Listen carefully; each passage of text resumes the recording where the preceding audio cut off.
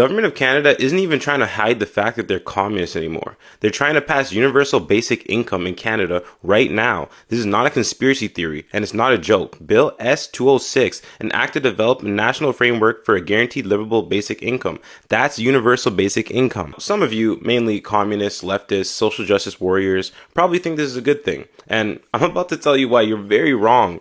But first, let's go into some of the details of the bill. Participation in education, training, and labor is not required to qualify for universal basic income. You can literally not work the rest of your life or go to school and you will receive this income regardless. Now, maybe I'm crazy, but disincentivizing work and education for a 17-year-old that just wants to play video games, watch TV, and eat Cheetos all day doesn't sound like it's good for society. But the foolishness continues. The bill also says that it will be providing universal basic income to begin the transition of an economy designed to respond to the climate crisis. So this is based off the assumption that there is a climate crisis, which literally any credible scientist denies. You can read Fake Invisible Catastrophes and Threats of Doom, Dr. Patrick Moore, Climate Uncertainty and Risk, Judith Curry. I'll even throw in Fossil Future, Alex Epstein, all credible scientists that believe climate change is real, but is not the end of humanity. Bill Gates himself, the ultimate advocate for climate change, denies it in his recent article. He spells out the current narrative about climate change that it will lead to the demise of humanity is incorrect.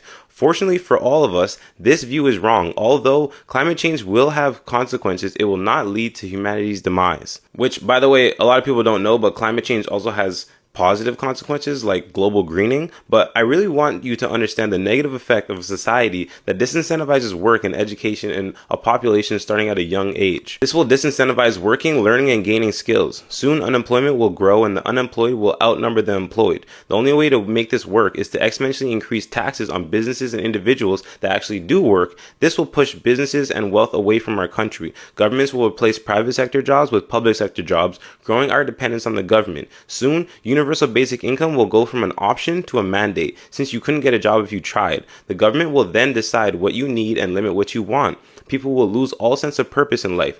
Those that don't believe they are getting enough money will commit crimes, making the country unsafe. See, communism tries to solve poverty by just giving people money, but that's not what solves poverty. Solving poverty takes working with the people that are in poverty to gain the skills they need to make their own income.